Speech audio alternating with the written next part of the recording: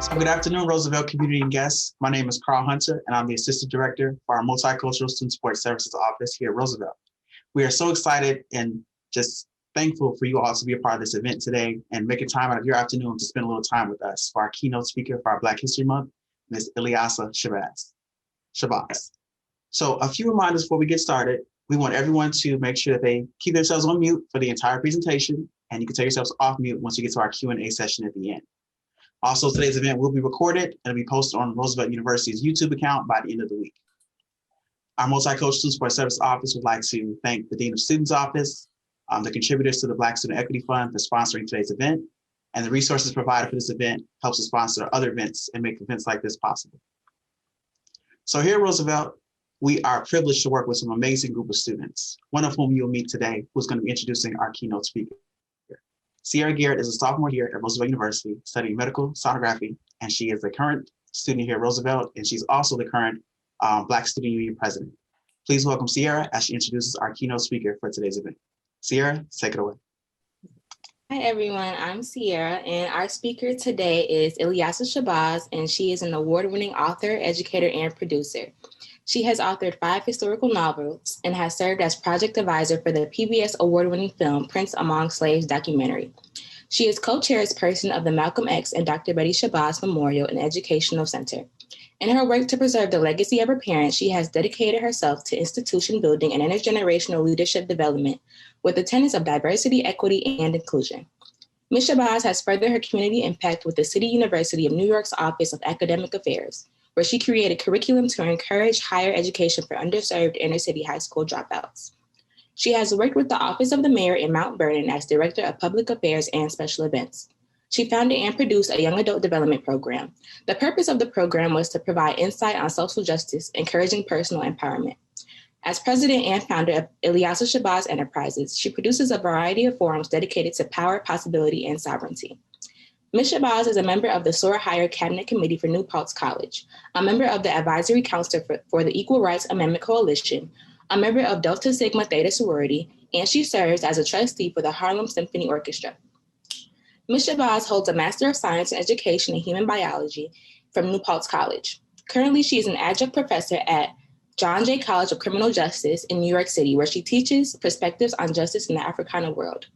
Grounded in the commitments of her parents, Ms. Shabazz emphasizes empowerment and inclusion in her teaching and scholarship.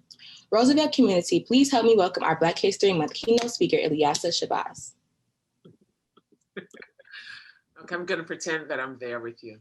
It really is such an honor to be with you guys this afternoon. So I'll get right to it.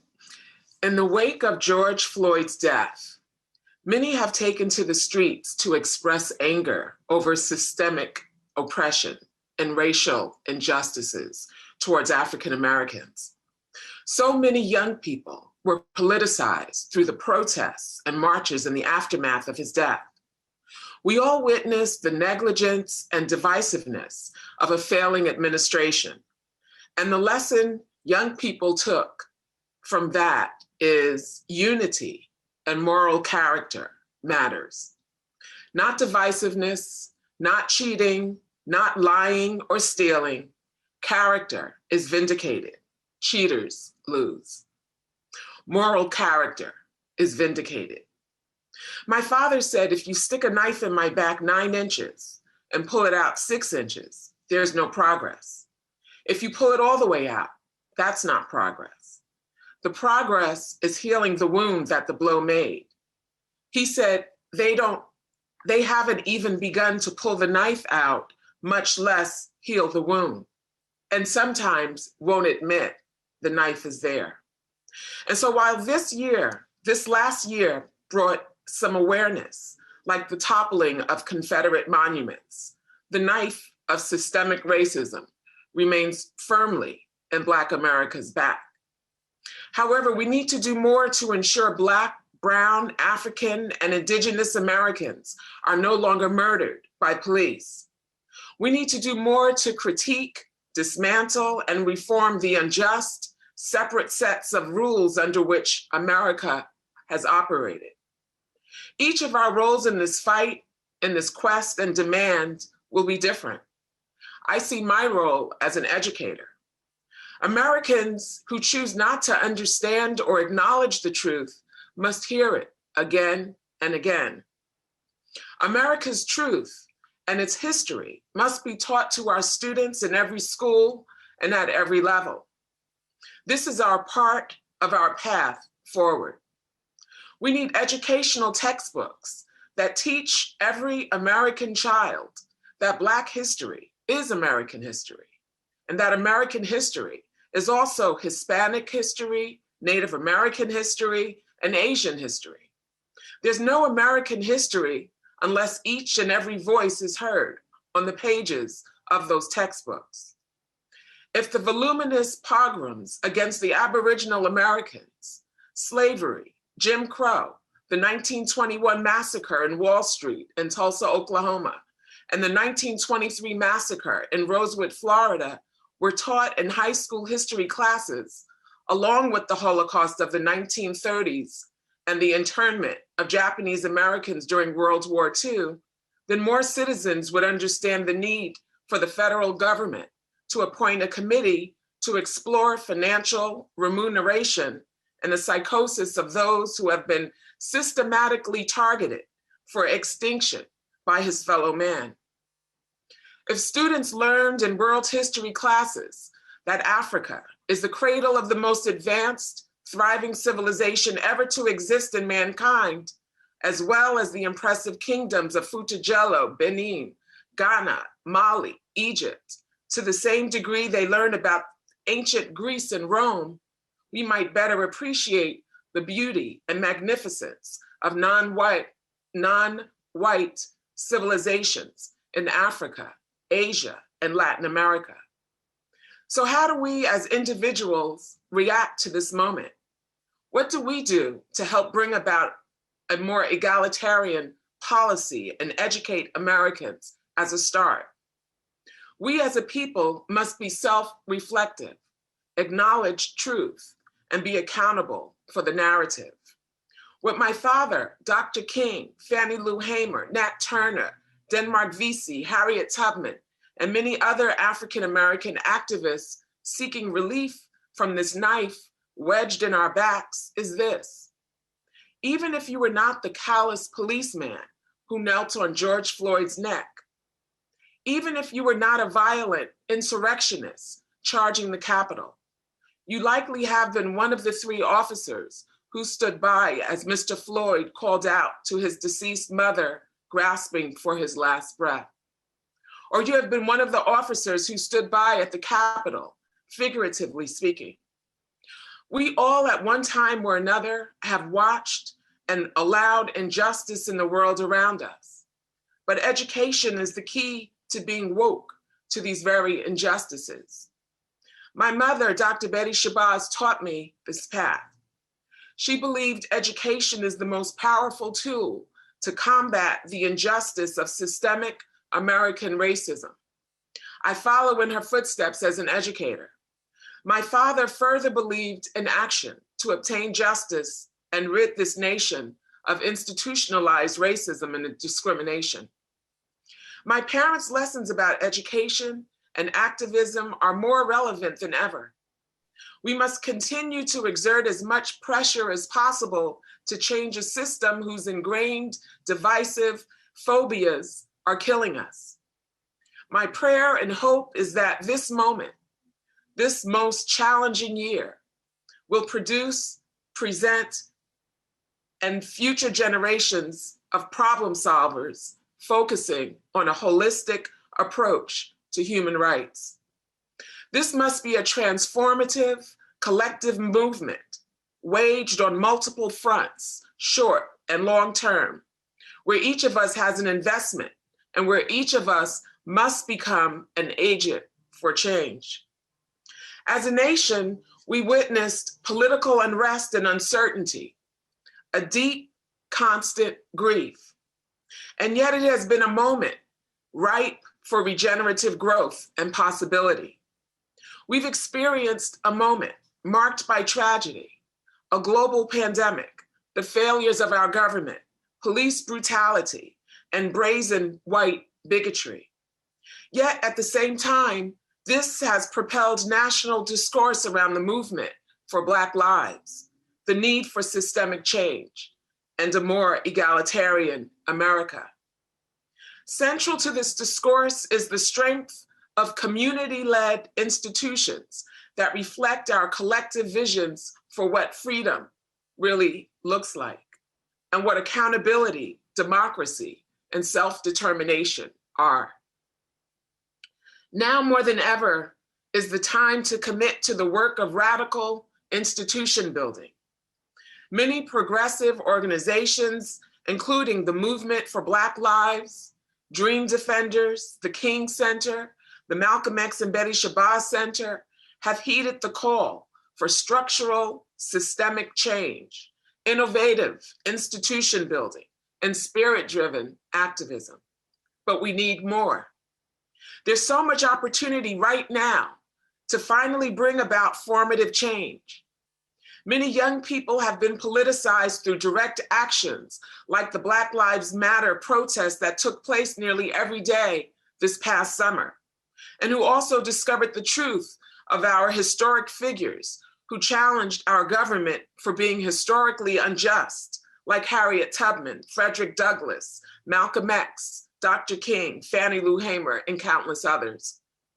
Our young people, our children, are curious, intuitive, and ready. This past summer, Malcolm X was quoted 53.7 thousand times per hour in social media. And this is the clearest evidence that this generation is looking for leaders who speak truth and whose works provide them insights into the strategies and tactics they should employ to meet socioeconomic challenges head on. You see, Malcolm provided the biggest critique of America, and he sought solutions because he believed in us, and he believed that change was imminent. And so today it's important that we acknowledge, retain, and further this growing base of young leaders and organizers by engaging them in action-driven dialogue with smart, forward-thinking adults who are dedicated to power, possibility, and sovereignty, and guide them with truth as we work together to create a world which we are all proud. I believe that every child deserves an opportunity to know that they are worthy of love, worthy of a quality education, and worthy to freely and safely participate in society if they so desire. Ultimately, while we must always wrestle with the grief and despair of this time, we must also hold on to the joy that comes from generative possibility. That we as a nation are more than equipped to build dynamic, forward-thinking, and radical spaces rooted in our collective flourishing. And this gives me hope and keeps me excited to wake up every day. We have an opportunity to reflect on those who provided us with a roadmap for a better future. We can celebrate Dr. King, a man who had a special relationship with my father, Malcolm X, in spite of an effort to force us to choose one over the other, much like we choose W.E.B. Du Bois or Booker T. Washington, Tupac or Biggie Smalls. When we learn about Thomas Jefferson and George Washington, we learn to appreciate the contributions made to our society. But let's look at my father, Malcolm X, and Dr. King. Though their philosophies in some ways varied, their respective moral principles enabled them to unite and work for the best interest of 22 million African Americans.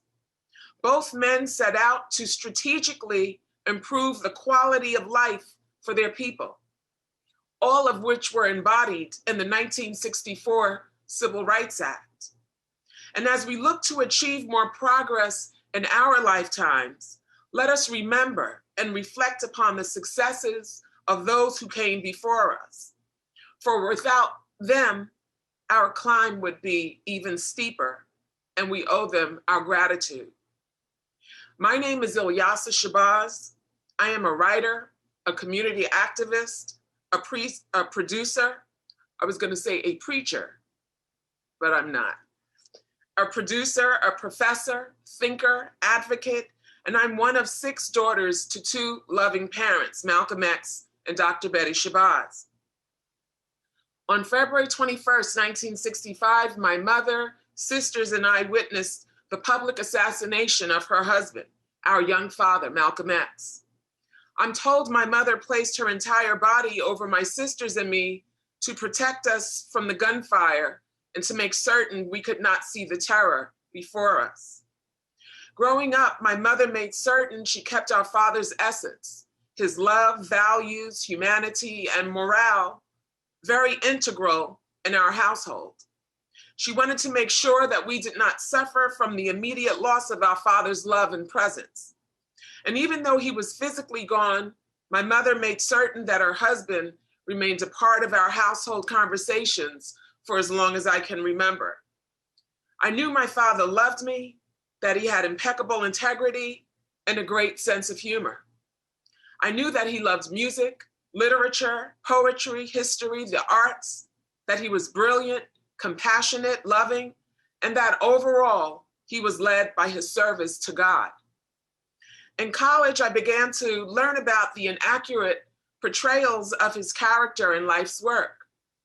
I began to understand that my mother safeguarded the negative depictions of her husband so that his legacy and work could be accurately realized for the benefit of future generations. Today, as we celebrate the legacies of civil rights icons, I'd like to share with you a little bit about my father's accurate story and his impact on America and the world as a whole. My father, Malik El Shabazz, popularly known as Malcolm X, burst onto the civil rights scene as a young man just in his 20s. The climate in America was antithetical to the humanity of African Americans. Jim Crow and separate but unequal was the law of the land. The rights of African Americans were vanquished under color of law.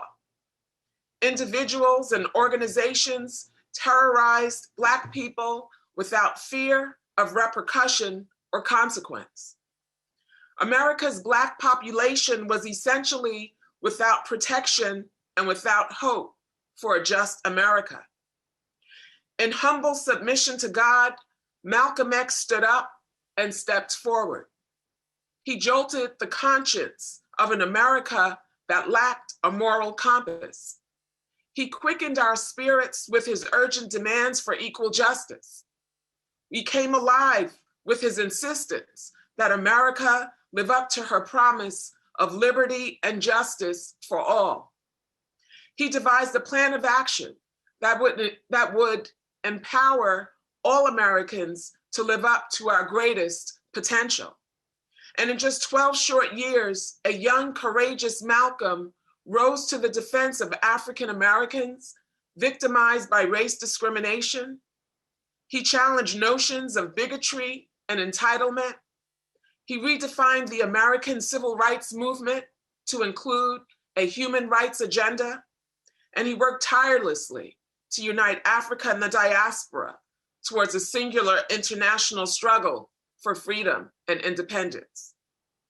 The enormity of this personal sacrifice is not only appreciated by Americans, it is equally appreciated by the global community. The magnitude of his contribution to world history should not be ignored. And I think it fitting that Malcolm is regarded globally as a human rights strategist ahead of his time. It is equally fitting that we catch up. Many of his predictions have come to fruition, and failure to adopt his strategies has increased the economic, political, and social divides that we see today. Malcolm also retains his place in history as the most celebrated American Muslim responsible for the exponential growth of Islam in the United States. The autobiography of Malcolm X has been hailed as one of the most important nonfiction works of the 20th century. It remains on New York Times bestseller list and is required reading in academic institutions throughout the world. The Audible, narrated by Lawrence Fishburne, was one of the bestsellers on the bestsellers list during the first week of its release. A few years ago, I was blessed to read one of my father's diaries. It was a treasure trove of timeless insights and perceptions that reveal the essence of this remarkable young man. Should I continue? Okay. In the pages, Malcolm spoke quietly and earnestly during the most critical times of his life. I could experience this, my father, without the cluttering effect of rhetoric and analysis by historians, scholars, or casual observers. He was removed from the discord and pandemonium of systemic racism and its effects. His thoughts without outside interference, manipulation, or intent to assess the magnitude of this young American icon, Malcolm X. His diary permitted me to travel with him during his Hajj and his journeys throughout Africa and the Middle East, observing his commitment to establishing a blueprint for peace and freedom. Reading the pages, one can better understand that Malcolm battled for all of us until the very end. And I just want to stop and say it's hard for me to just read straight through and not communicate, because I'm really more of a communicator, and it's why I like to do moderated discussions. But I do think now during this time, it is important to talk about Malcolm because he is so relevant. And you know, as I mentioned, the clearest indication is the 53.7 thousand times per hour posts about him in social media. And this weekend, we are going to discover why we were misinformed about Malcolm. Because, you know, again, this is just the clearest evidence, because most of us were taught that Malcolm was someone that he clearly was not. And so when people would see me as his daughter or my sisters, you know, they were sort of taken aback because it wasn't what they expected. And so as I read my father's diary, I could not help but reflect on my own Hajj. And again, my father's work was not for the benefit of illuminating him and his family. His work was for the benefit of future generations to solve these issues that we didn't realize were still here until this global pandemic hit every human being's doorstep. And we were forced to look at this horrific death, this horrific killing, this horrific murder of George Floyd. When I journeyed to Mecca, I was honored by the sacred invitation to make this religious pilgrimage and to follow in my father's footsteps to the ancient lands of the Torah, the Bible, and the Quran. My father has always been my greatest source of inspiration, and to embark on his journey would prove sacred beyond measure. I felt spiritually connected to him to personally experience the journey he had detailed in his autobiography's chapter on Hajj. With each step along the marbled walkways of Medina, I thought of my father and mother. I thought of my ancestors who birthed civilizations and those who were enslaved. I thought of my sisters, my nephews, my niece. I thought of the many millions of people who were subjugated and unable to reap the benefits of their humanity. I prayed that God would bless my parents for their tireless sacrifice and service. I sought healing for my family from the devastating loss of our mother.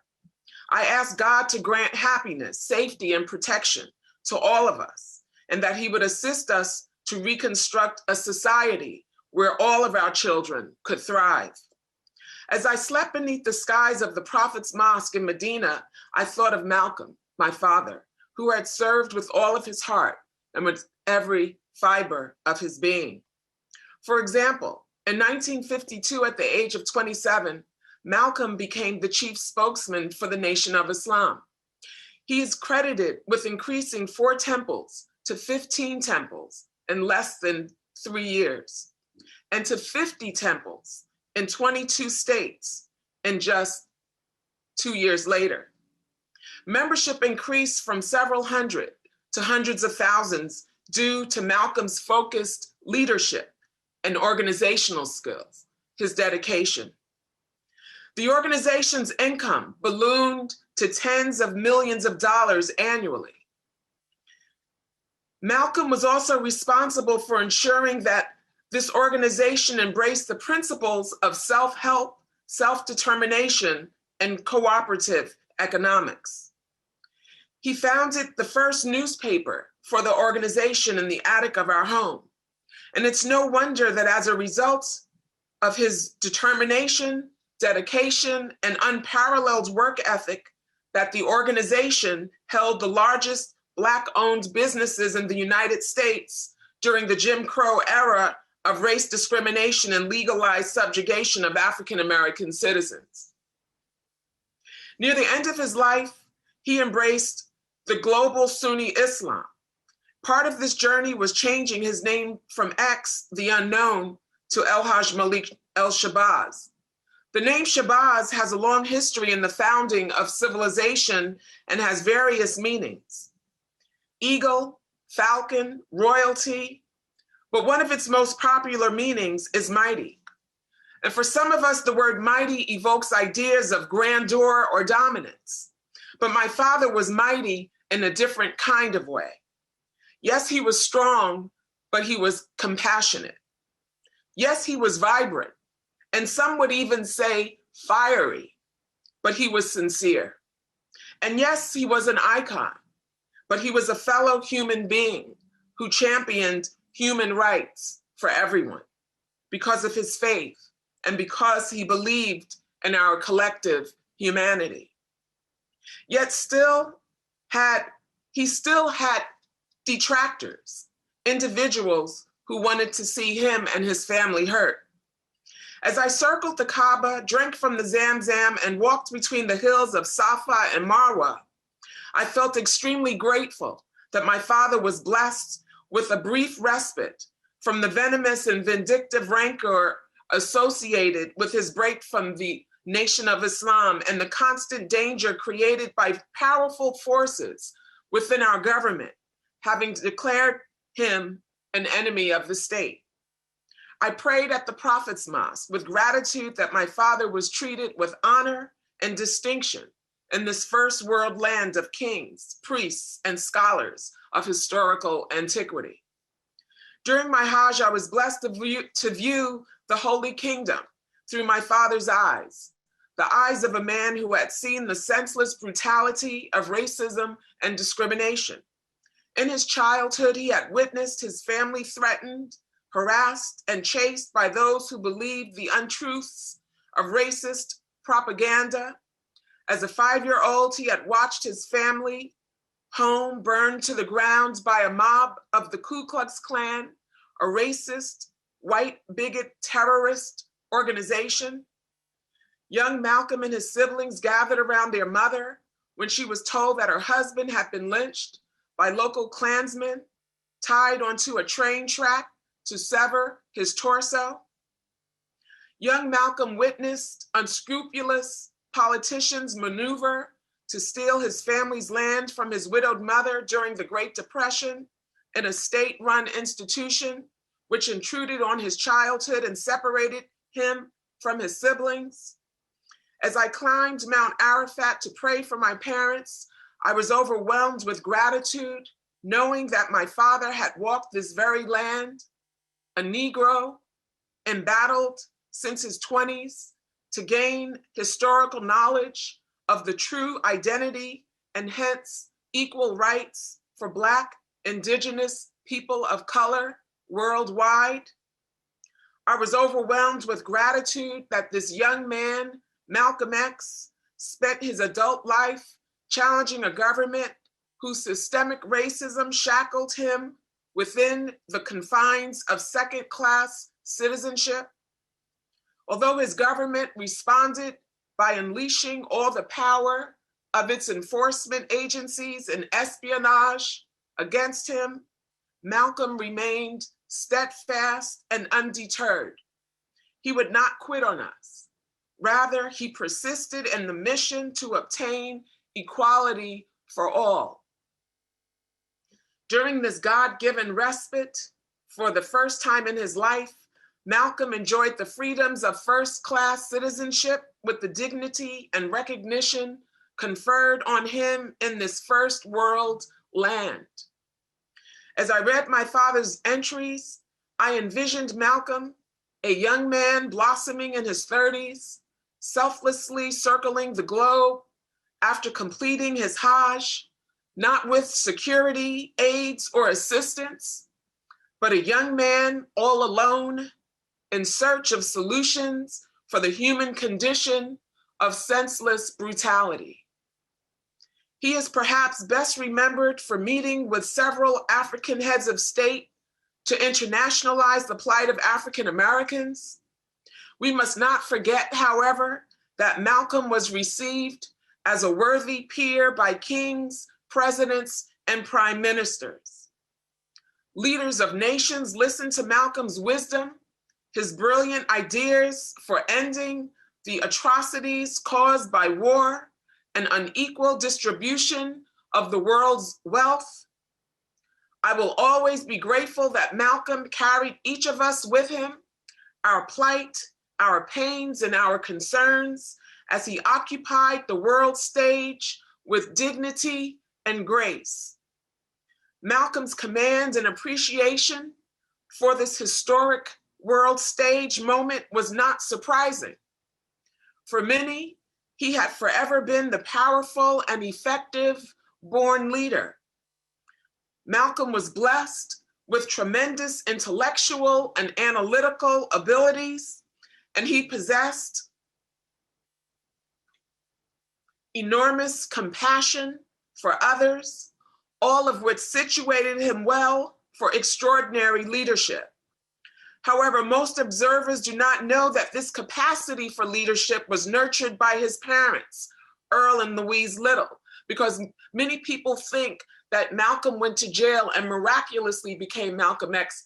And so instead of understanding that his parents provided this foundation for him, and it speaks to the role of the village that to raise a child, that we smart, forward-thinking adults have to surround our children, especially when we know they're in pain, and that you don't go to jail and miraculously become someone without this foundation. Earl and Louise Little, my grandparents, prepared their young son for the role that he would eventually occupy. Earl and Louise instilled in their son the values of education, accountability, and responsibility.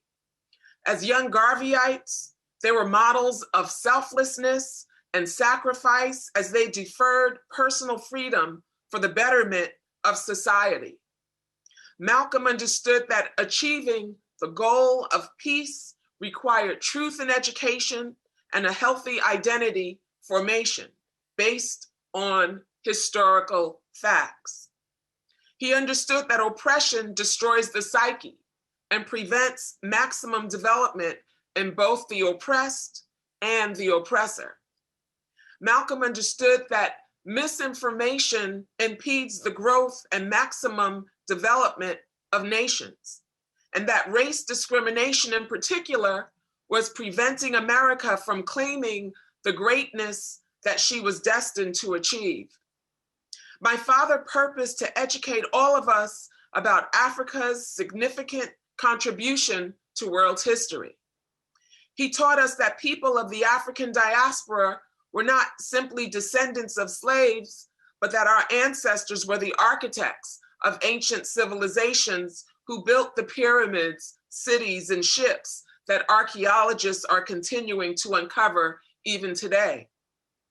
Prior to the transatlantic slave trade, these refined and industrious African men and women were priests, scientists, physicists, astrologists, warriors, farmers, musicians, dancers, artists, mothers, fathers, brothers, sisters, neighbors, and friends.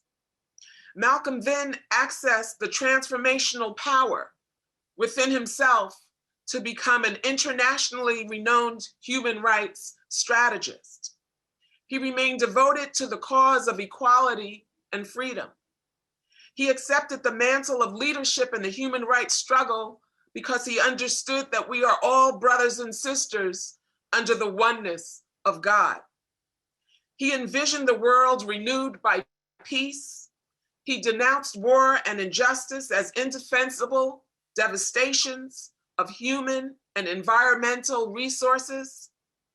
My father provided the biggest critique of America and worked diligently to expose many of the shortcomings in our human nature, including a planned petition before the United Nations that would call into question the superpowers of the world for denying individuals basic human rights. A resolution supported by many of the African and Muslim countries of the world. His vision for a more egalitarian world rooted in universal human rights resonates to this day. Malcolm's father remains a source of global inspiration. Even President Barack Obama recalled finding solace in Malcolm's example as he searched for his own identity when he wrote, "Malcolm's repeated acts of self-creation spoke to me. The blunt poetry of his words, his unadorned insistence on respect, promised a new and uncompromising order, martial in its discipline, forged through sheer force of will." I'm coming down to the end. As I read my father's diary entries, I gained greater understanding of Malcolm, the man. I acquired newfound appreciation for the courage and commitment required to leave the holy land of great martyrs and principled believers. El Hajj Malik El Shabazz, Malcolm X, the man who would rise to iconic stature, would refuse refuge for himself and his family, and choose instead to stand for all of us. He would complete his historic journey and return to the United States, full well that enemies committed to his destruction lie in wait. The invaluable gift of my father and his life is the wonderful lesson of faith. My father trusted our Lord with his life and with the well-being of his family. He served God unconditionally. He remained faithful to the very end. When the fateful day of his martyrdom arrived, we were there with him. My mother, my sisters, and I sat up front and stage right at the Audubon Ballroom in New York City, which is now the Malcolm X and Dr. Betty Shabazz Memorial and Educational Center. We were present for his address regarding his new federation when the shots rang out and he fell forever from our embrace into the arms of his creator. His work and commitment assure me of his eternal peace. He would be proud of all of us who continue to live with his legacy in our hearts and in our minds. He would be proud his words and actions live on through me and through you. And although he would be upset knowing we have not yet fully achieved his vision of global human rights, he would be proud to know that there are many among this young generation who continue the fight. This generation of change agents who recognize that those in power have misused it and are willing to do the work to see change. I thank you for embracing my father as he embraced all of us as human beings in a shared struggle for a better, more just world. His work and commitment assure me of his eternal peace, and may we meet him in the highest location in paradise. Thank you very much. I appreciate your invitation. Thank you so much. Wow, we're gonna give a round of applause for our awesome keynote. Thank you once again. Just hearing you talk just brought me back to my childhood about reading all about Malcolm, about loving his autobiography and carrying that book with me to class and things like that. So I appreciate you being here today. This is such a surreal moment. As I told you before we started, I'm such a huge fan of you and your father. So thank you so much once again for taking time out to be here with us today. You are Black History Amplified. So we thank you so much for that. Thank you, Carl. No problem. So we would like to move on to our question and answer portion of our session today. We'll be led by Emily Avello, our Interim Senior Director for Equity, Inclusion, and Engagement. If you have any questions, please place them in the chat, or you can raise your hand to ask your question out loud. If no questions are received from the audience, we will be reading our prepared questions. So Emily, take it away. Thank you, Carl. I did receive two PMs with questions, and I can read them aloud for folks. So let me go to the chat. So the movie that recently came out, One Night in Miami, has launched a number of think pieces and articles about the four icons in the film, including your father. The film is a fictional account, but the person that submitted the question was wondering if you have any additional information about that night that might shape our understanding of the events and conversations that may have unfolded. Well, it's so funny that I specifically did not participate on panels because I don't want to say anything, that I don't want to say anything bad about the movie. And I thought it was great, but of course, because it was my father, I'm going to notice things that maybe other people wouldn't. And, what I do know is that Sam Cooke was so much more dignified. Malcolm was so much more dignified. Muhammad Ali was so much more dignified. Muhammad Ali didn't drink. And so when I saw that they had him sneaking drinks behind Malcolm's back, I didn't understand what the purpose of that was, because I think now we Americans are so much more, we have matured, right? And I think that just for light TV, that wasn't necessary. But I thought it was a really great opportunity to understand these men and understand that it was their strength, their wisdom that brought them together. And we can only imagine the things that they really talked about, because the times were very similar to what we experienced this past summer.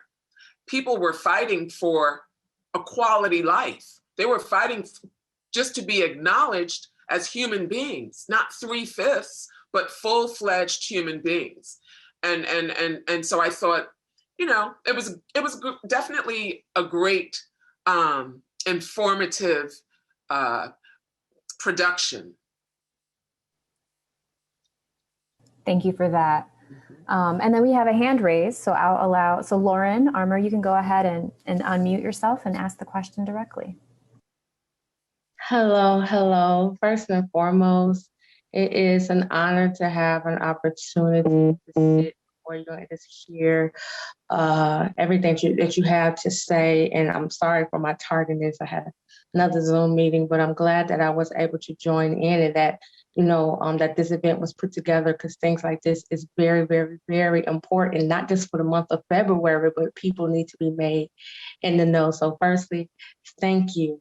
And I'm curious to know if you can provide some insight on how does one who wants to tap into activism and speaking up against social injustices and things of that nature, how does one begin? Like, how did you begin? We obviously know your why and the things that drove you to move forward and to get to the place where you are, right?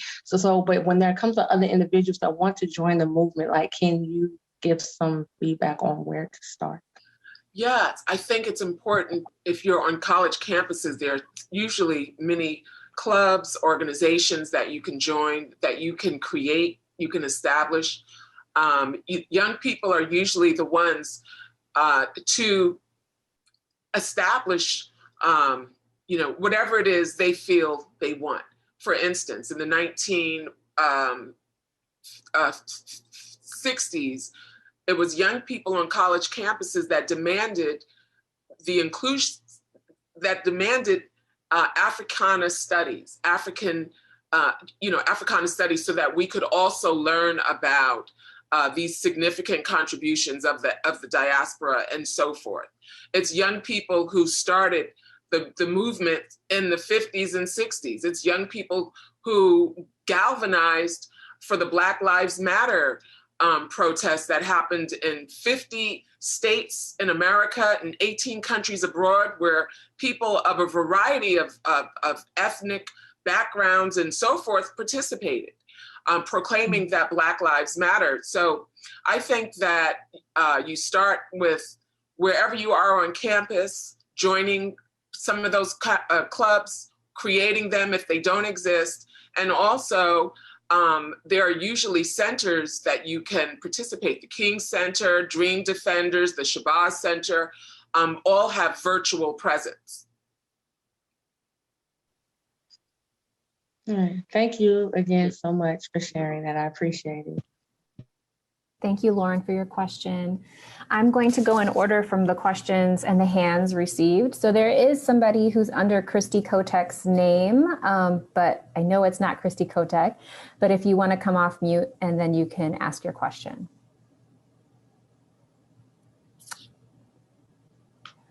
You may not know it's you. So I will jump to Jeremiah. You're next in line if you would like to come off mute, and then you can ask your question. Yeah, I mean, it's not really a question. I just wanted to state that the word Niger is derived from Egypt, one of the oldest civilizations in this world. And NGR, that word means God. So if you look it up and things like that, it'll show you that they called their gods NGR. And then when the Romans invaded Egypt, they started adding vowels like A-E-I-O-U in the word and changing it and things like that. So, yeah, I just wanted to throw that out there. Thank you, Mr. Educator. That's great. I did read some things about that. Yeah, that's great. Thanks for sharing. Thank you. And then I think next in line we have Dominique. If you'd like to come off your mute and go ahead and ask your question. Hi, Dr. Shabazz. I wanted to reiterate what everyone else said again. I'm kind of nervous, but so excited to have this opportunity to hear you speak and to speak with you further. I am actually a staff member at Roosevelt, but I did have a question. So working in a system that isn't necessarily built for myself and students that look like myself, but still having like a revolutionary heart.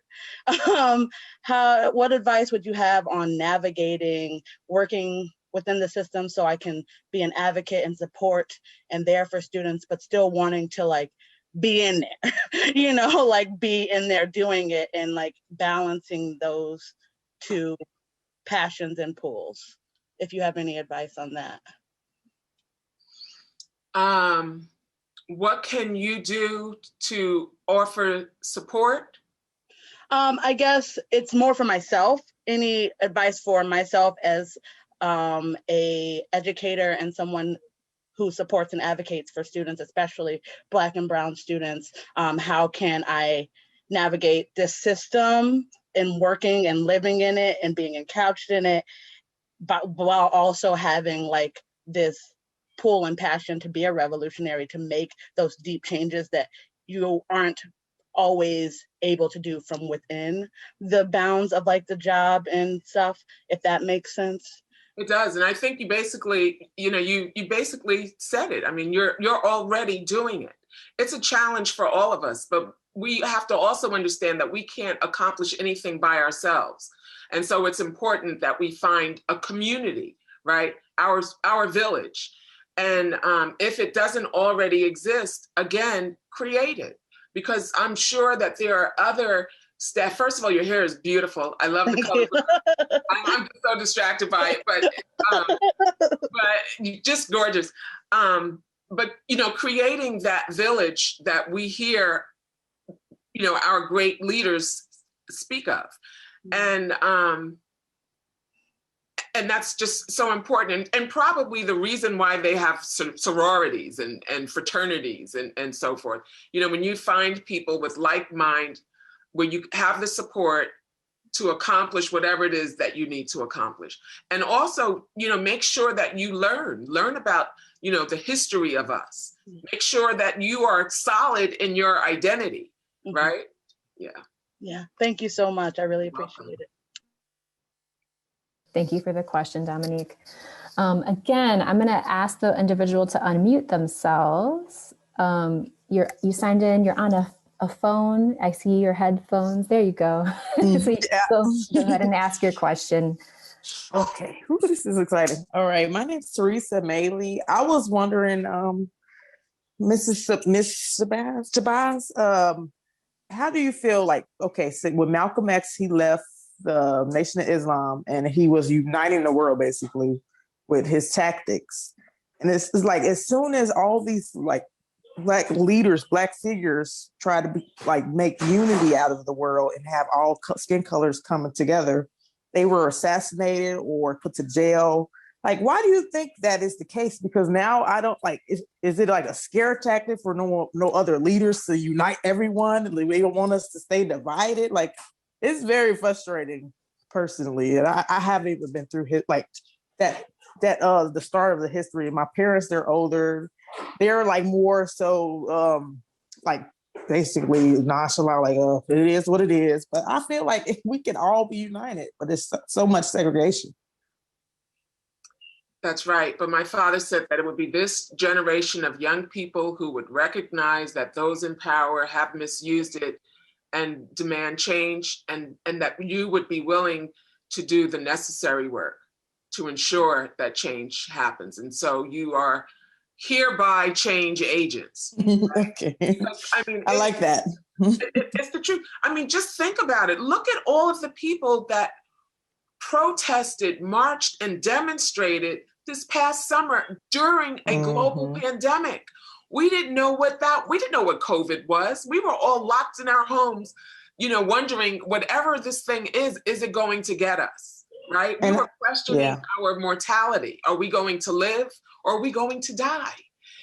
And to be forced to watch this horrific killing of George Floyd, senseless killing that we've been talking about for a very long time, Emmett Till. We've been talking about these killings for such a long time, where people said, oh, come on, get over it. Slavery ended a long time ago. But now we're discovering not only about these unlawful killings, we're discovering about history that we didn't even know about, right? Because we're told that even Egyptians weren't African, and it's on the continent, right? And now we're discovering the pyramids in the Sudan.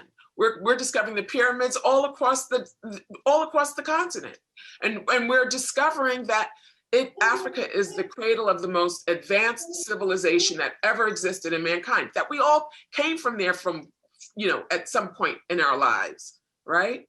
And so it is a matter of being informed and ensuring that our educational, for me, extremely important, that our education curriculum is inclusive of historical facts, let's move forward. Yeah, and just one more comment. It's like I was previously law enforcement, in a CO in the Cook County, and when the George Floyd situation happened, I was in like a middle situation. I was stuck because it's like I couldn't be that. I feel like I couldn't be that voice. I wanted to go protest, but they were like, "Oh no, don't do it. It's not your spot," and stuff like that.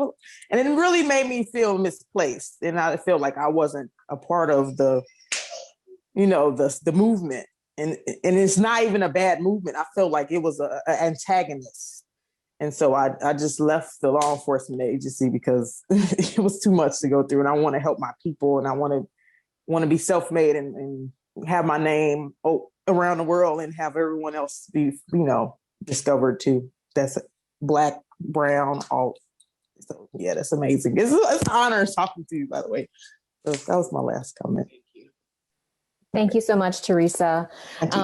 For the sake of time, because I know Ms. Shabazz is busy doing world-changing things, and so we appreciate your time with us, and I want to respect your time and make sure that we end on time. So for those questions that we didn't get to in the chat, I am sorry. I know we can send them to Ms. Shabazz later, but they are great comments, just continued conversations, questions about, different dynamics between your father and other influential leaders and thoughts about those relationships, et cetera. And so, and then continued questions about organizing and how to do that effectively. So, but those are great conversation starters. And I think your talk allowed us to start having those conversations. So thank you, Ms. Shabazz, for being a part of our Roosevelt community today. And you're leaving the words and having a lasting impact for us as we continue to engage and grapple with racism, oppression, and the challenges, systemic oppression, and the ways that they impact our communities. We hope that everyone attending appreciated this experience as much as we did. And if you would like to see more events like this and would like further information on how to contribute to our Black Student Equity Fund, I will go ahead and place the link for your convenience in the chat to view that information, because we need our community to come together to provide support and resources that have been disproportionately provided for years. And so we have to, as a community, as Ms. Shabazz said, come together to rectify that as well. So we are working on that as a Roosevelt community. And this year's virtual Black History Month has been filled with events partnered with our Black Student Union, our Roosevelt University Speed Programming Board, the Center of Student Involvement, our Dean of Students office. And we are so very grateful to have a campus community that is deeply committed to diversity, cultural awareness, and social justice. Partnerships like this highlight what can be accomplished when we are all taking on the responsibility towards social change and not making it one department or one group of folks' responsibility to do that. So thank you to our Black History Month Planning Committee for your tremendous work and commitment to making this year's Black History Month vibrant, empowering, and engaging. And I want to also say a deep appreciation to our Assistant Director, Carl, for working so tirelessly to make sure that we had Ms. Shabazz with us today. So I'm excited that that happened and that you were able to be with us. Again, if you'd like to participate in any other future events for Black History Month, please go to roosevelt.edu/Black History. And we do have a few other events coming up and that we really would love the community to participate in. So thank you. Any last words from you, Ms. Shabazz? My mother loved me so much that I have so much love to give. And in order to give love, you have to know how to love. And so as much as I love Ilyasah, I want to say that I love you. I appreciate all of your comments. And, I will continue to keep you in my prayers and understand that you have the power to do anything that you want to. Anything that you believe you can accomplish, you can. So go for it. I had a great quote, but I don't think we have time. I don't think that there is time. It's going to end at 3:00. Is that right? Yeah, we are ending right now. So thank you for your last words. And we very much appreciate your time. Thank you to the Roosevelt community for joining us today.